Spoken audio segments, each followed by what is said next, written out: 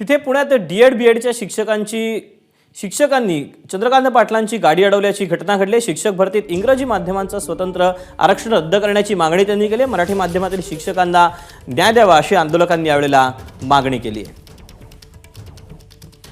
अधिकचे अपडेट जाणून घेऊ। देवयानी ऐदलाबादकर आपल्या सोबत आहे। देवयानी, काय सगळा प्रकार घडला?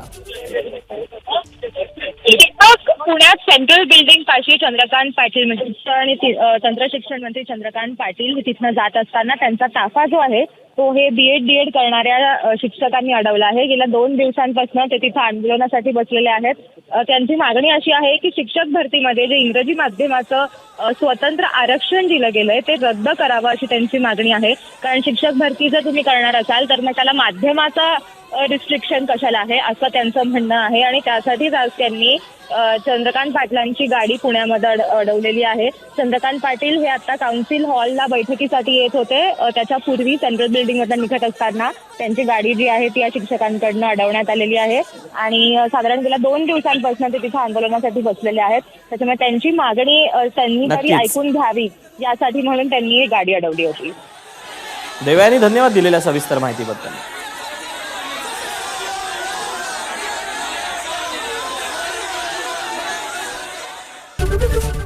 एबीपी माझा, उघडा डोळे बघा नीट।